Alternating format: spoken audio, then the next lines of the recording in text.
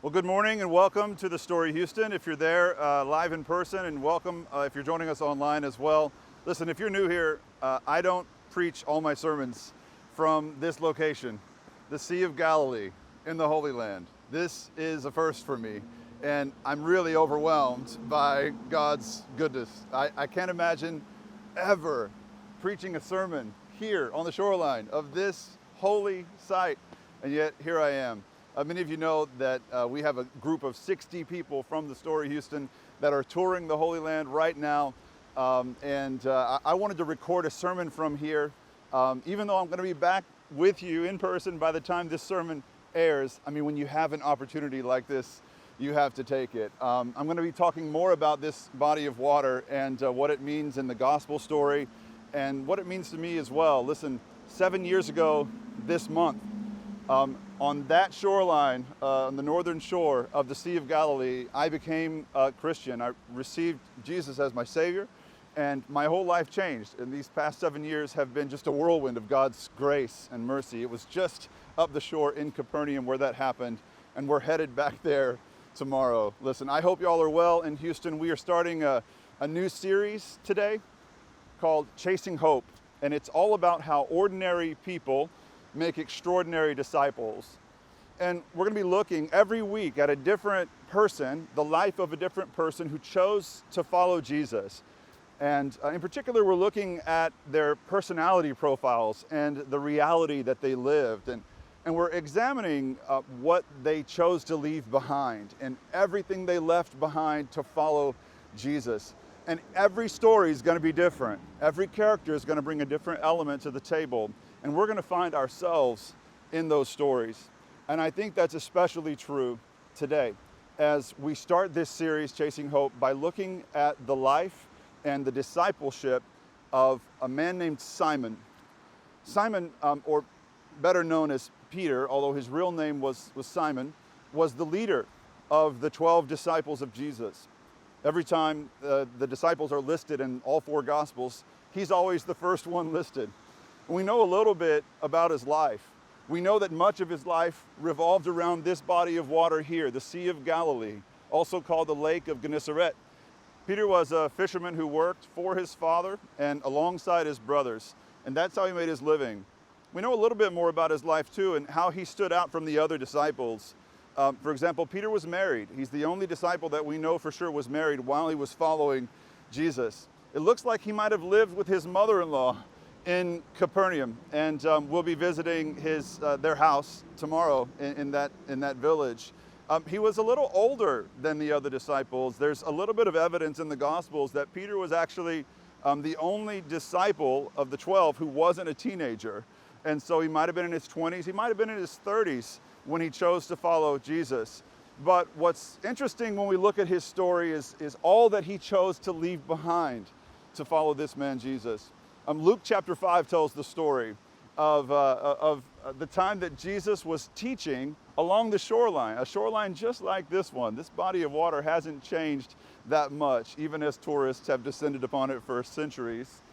And in Luke chapter 5, Jesus is teaching here, but the crowds are pressing in on him. So if you can imagine just multitudes of people that want to get closer to Jesus, they didn't have microphones then, so if you wanted to hear Jesus' teachings, you had to get as close as possible. And Jesus, instead of just standing on the shoreline, he sees two boats that have been pulled up that morning that belonged to fishermen who were cleaning their nets.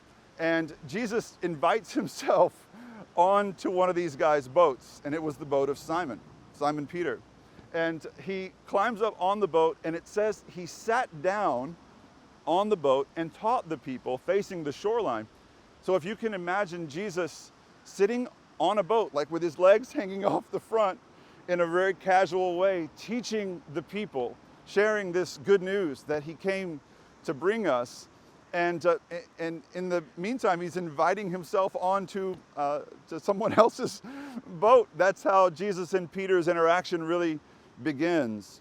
Afterward, Jesus, I guess, notices that Peter didn't really have a great catch when he went out to fish the night before.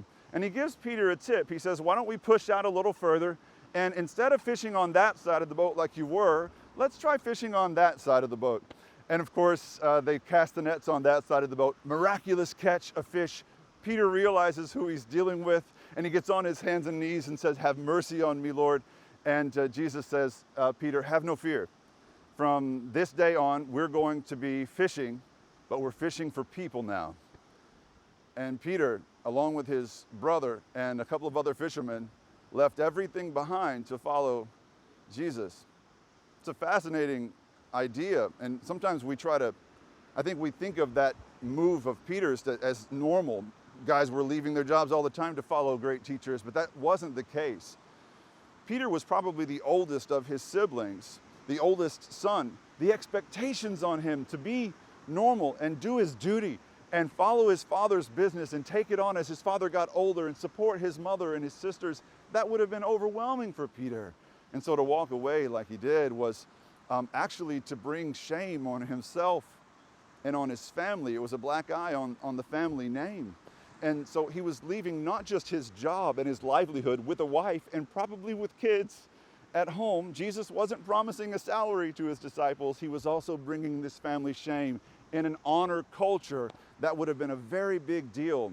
It brought to mind for me this other story that's a little bit off the beaten path in the Gospels. In Luke chapter 9, when a guy comes to Jesus and said, "I want to follow you, but first I need to go home and wait until my father dies. And when my father dies and I can honor him and give him a proper burial, then I'll come and follow you."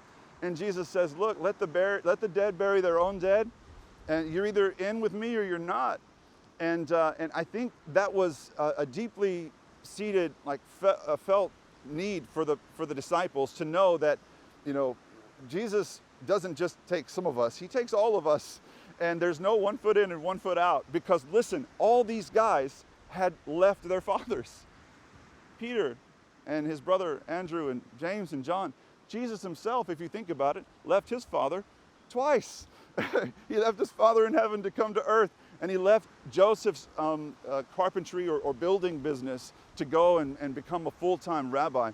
So when Jesus said, "Look, we're going to go fish for people now, it's full-time, it's all or nothing," Peter hopped right up and went. And I think that tells us something about his personality, y'all. Peter was, if nothing else, enthusiastic. I think that was his primary personality profile, right? He was an enthusiastic person, and that comes through again and again in the Gospels. Keep in mind, it was Peter who, when Jesus walked on the water, it was Peter that got out of the boat and walked with him. And that's not exactly how we imagine it. I don't think it really looked the way we think about it in our minds. Listen, that happened in the middle of the night. We were walking around this area last night looking at this body of water. You can barely see anything. It's completely dark, even though everything's lit up around it now because of the tourist industry and everything. Out there, it was dark. And if it was dark last night, it was dark 2,000 years ago in the middle of the night.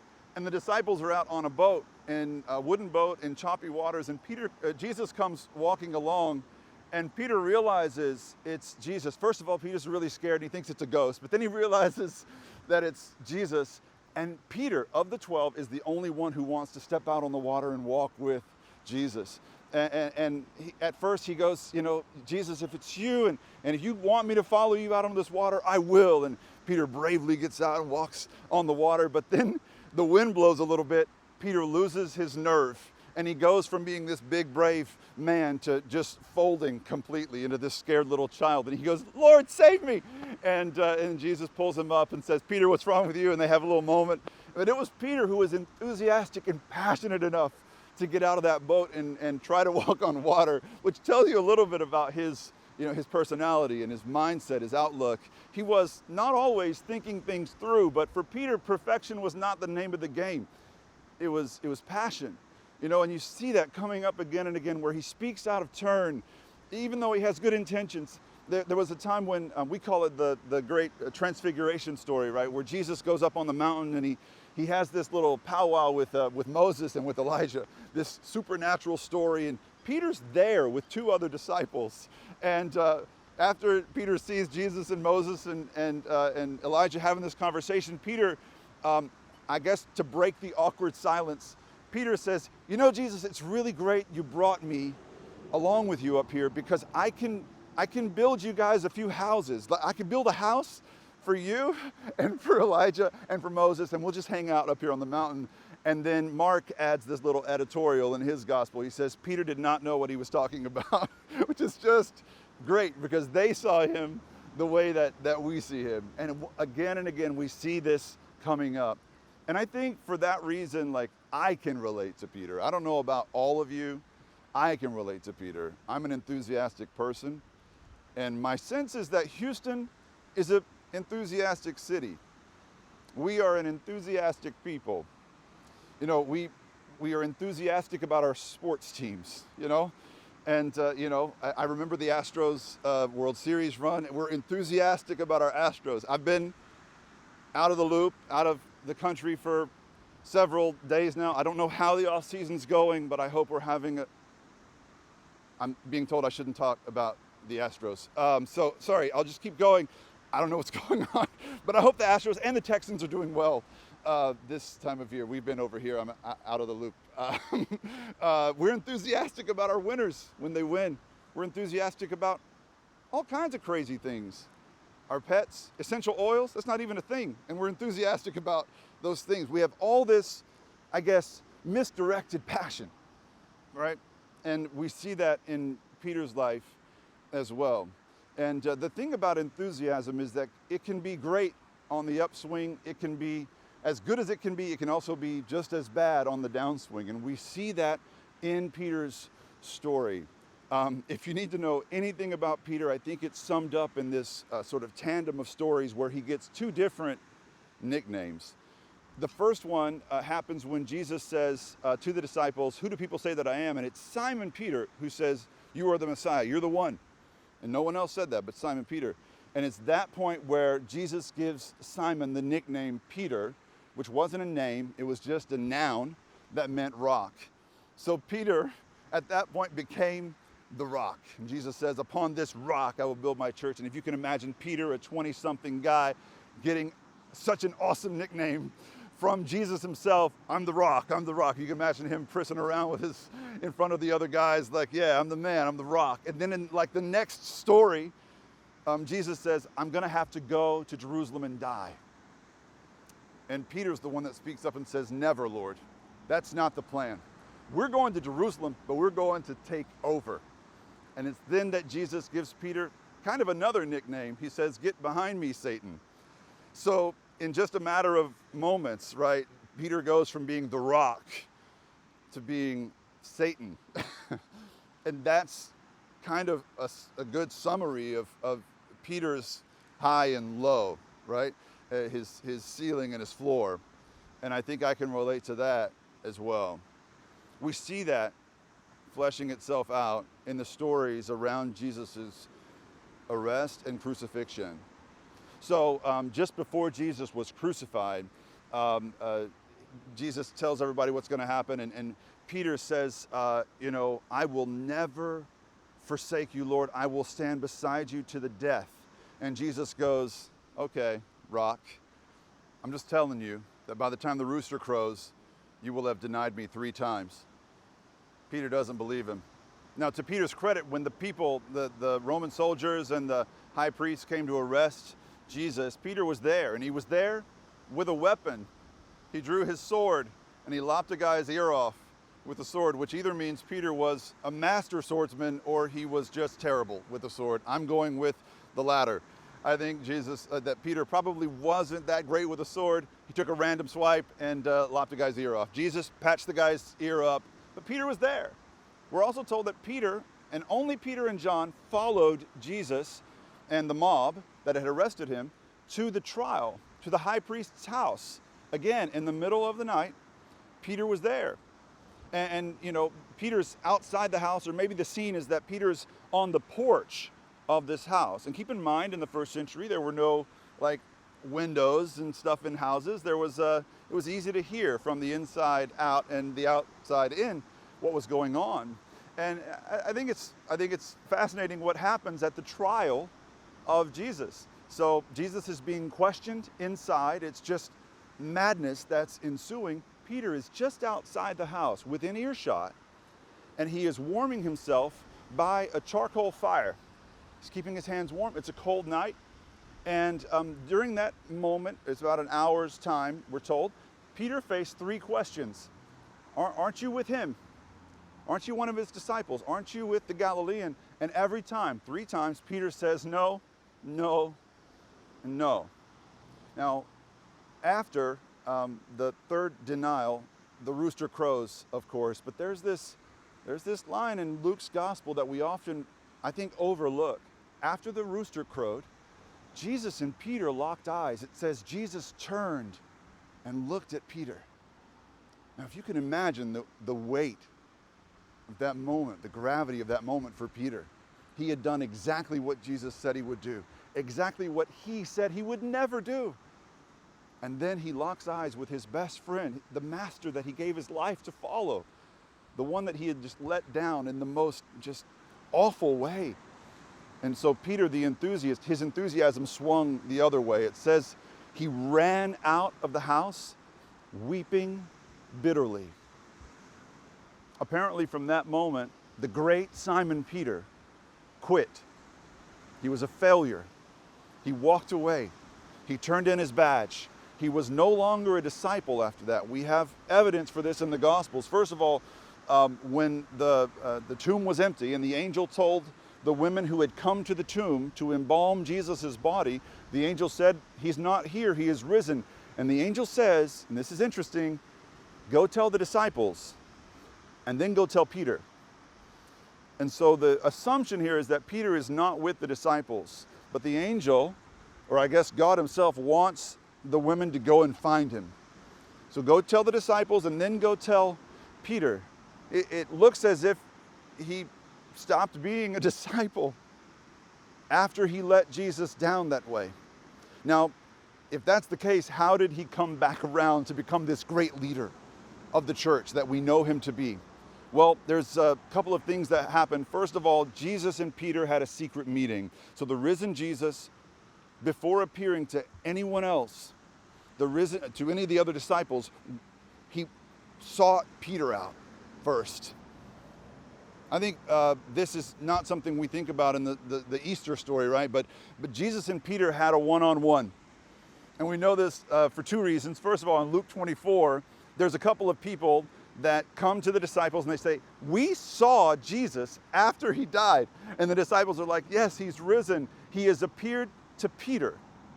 Right? And then again, in 1 Corinthians 15, Paul mentions this as well. The risen Lord appeared first to Peter and then to the other disciples. Now think about that. Why would Jesus do that after being let down in such a dramatic way? Why wouldn't he go and spend time first with the faithful disciples?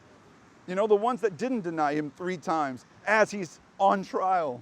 Why go to Peter first? There's something that Jesus is doing here. Jesus wants Peter back. And so Peter has a literal come to Jesus meeting where Jesus works on him and apparently brings him back into the fold, because after that we find Jesus back with the disciples. In John chapter 21, Peter is back among the disciples, and listen, he's not all the way back because he's still troubled, I think, by his shame. And this is, I think this is evident in Peter's wanting to be alone. Peter says in John 21, "I'm going fishing," as if to say, by myself. "I'll see you later, guys. I'm going fishing," which is just, to me, one of the saddest things ever. I guess some guys like to fish alone, but guys like Peter don't like to fish alone. We thrive on community, friendship, right? That's why you go fishing, to be with your boys. Peter says, "I'm going fishing," and then the disciples, in this awesome act of brotherhood and community, the disciples say, "We will come with you."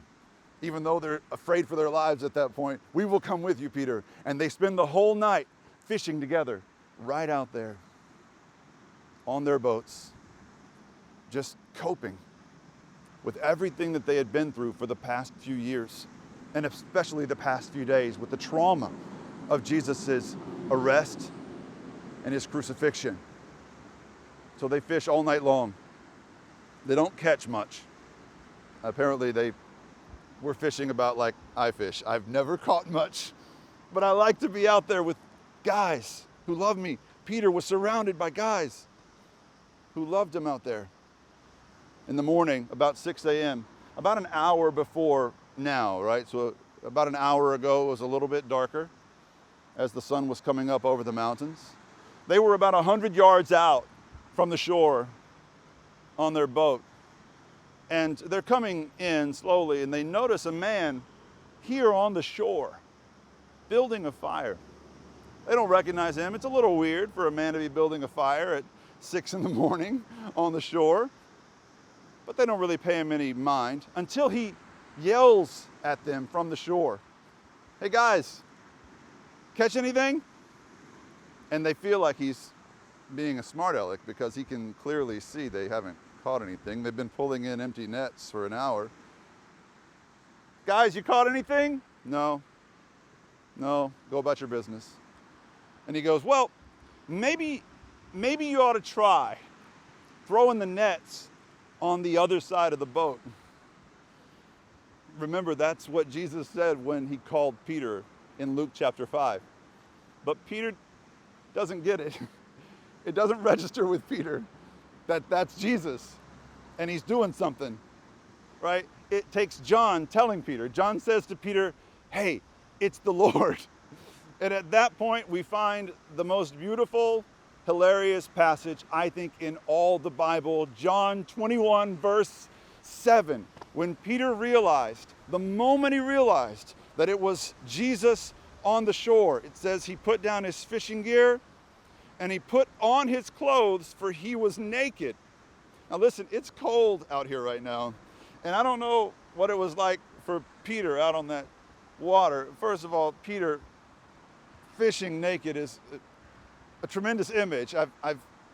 Visualizing it here at the Sea of Galilee is a different experience that I have ever had with this passage. But he's out 100 yards and he puts on his clothes, for he was fishing naked, and then he jumps in the water. He put his clothes on to jump in the water, and he gets to Jesus sopping wet, fully clothed, and he comes to where Jesus has set up the fire, and he realizes that Jesus is making breakfast.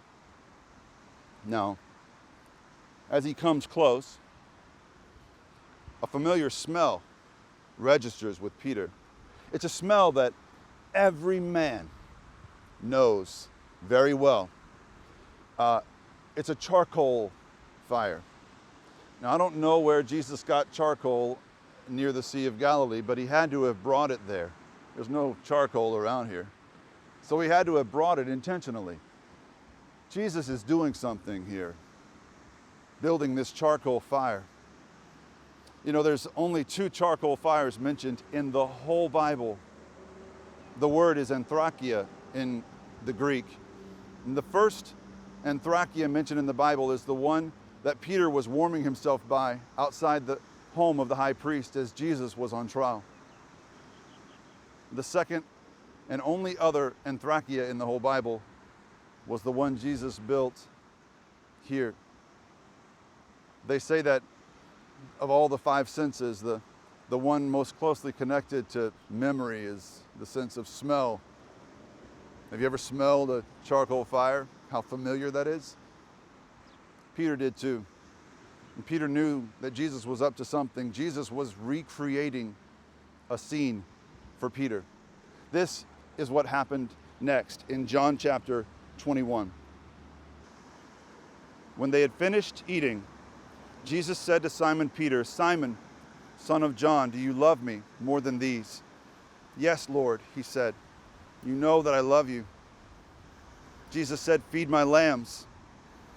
Again, Jesus said, "Simon, son of John, do you love me?" And he answered, "Yes, Lord, you know that I love you." Jesus said, "Take care of my sheep." The third time he said to him, "Simon, son of John, do you love me?" Peter was hurt because Jesus asked him the third time, "Do you love me?" And he said, "Lord, you know all things. You know that I love you." Jesus said, "Feed my sheep.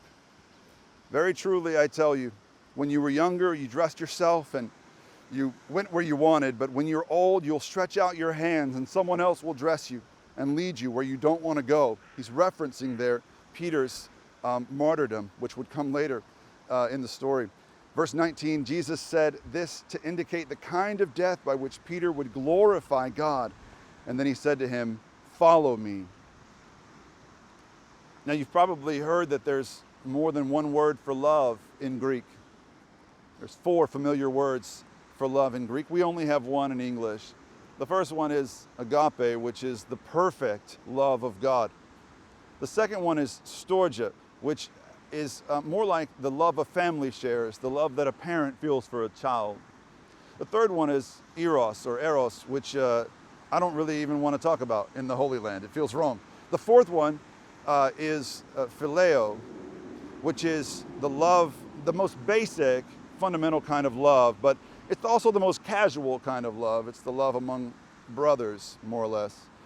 And that's important to know in this story, because in English, we've always read it as if Jesus asked the same question 3 times, and the third time Peter got upset because Jesus' repetition was an insult to Peter. That's not what this story is telling us.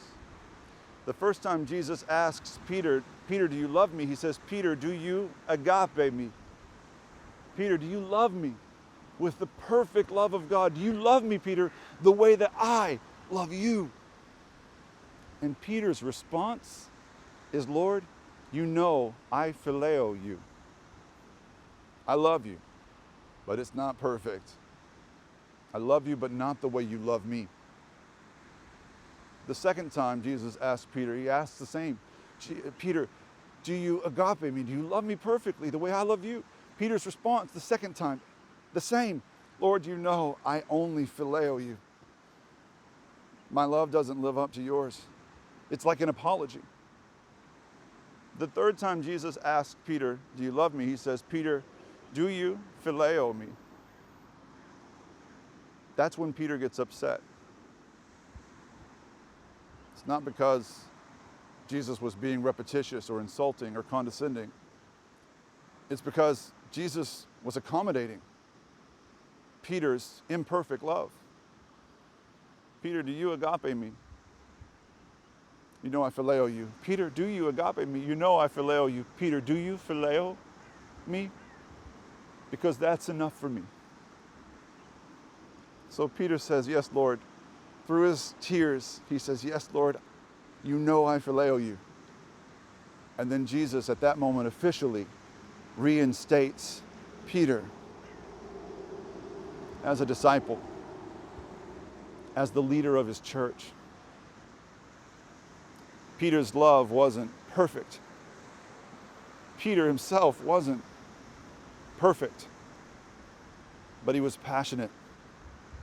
And Jesus just wanted Peter close so he could redirect Peter's passion.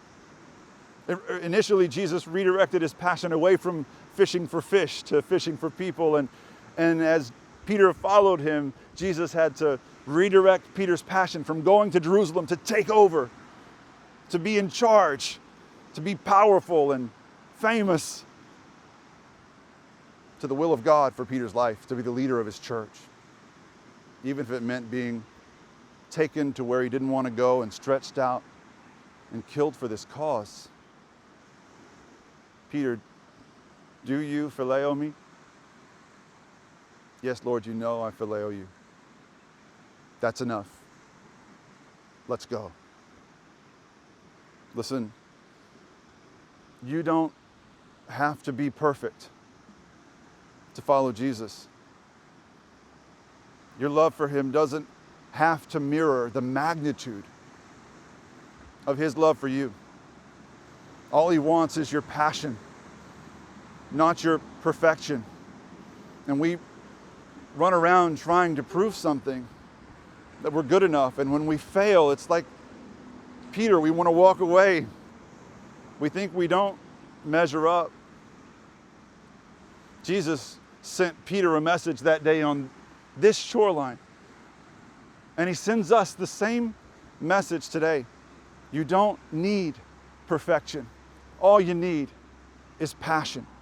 And when you come close to Jesus, the closer you come to him, the more he redirects our passion from the things that don't really matter all that much, like sports and all the obsessions that take us over. And he directs them to the only thing that really matters, which is him. That love is the reason you're here.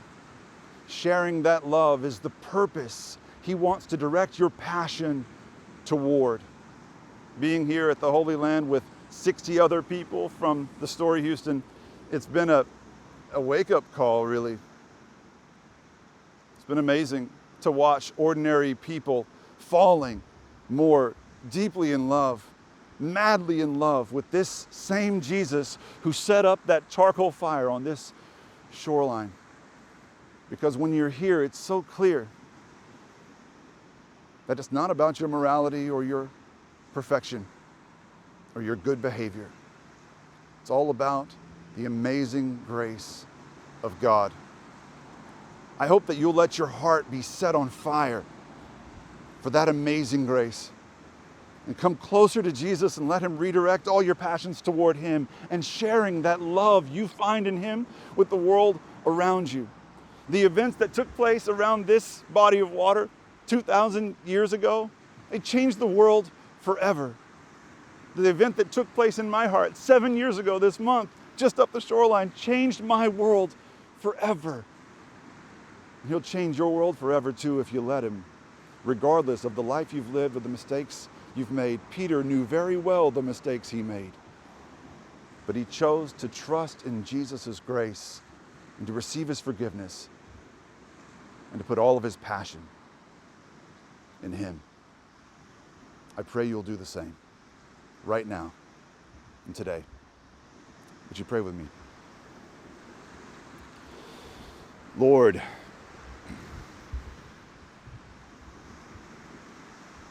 from this beautiful place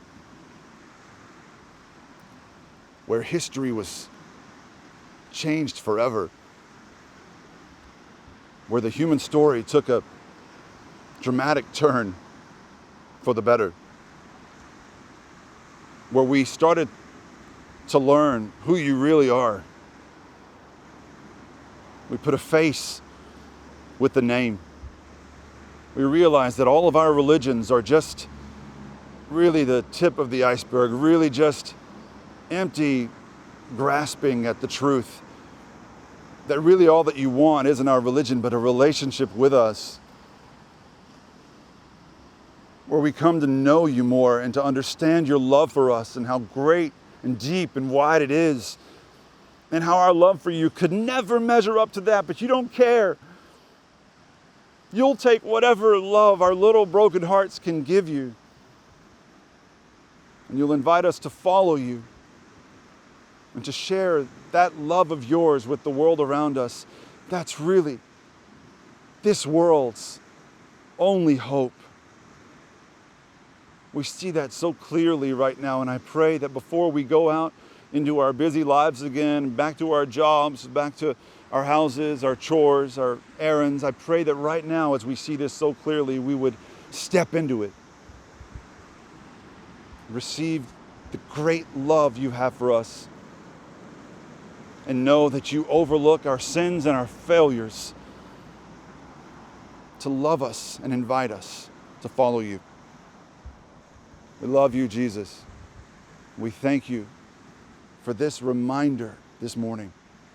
It's in your name we pray. Amen.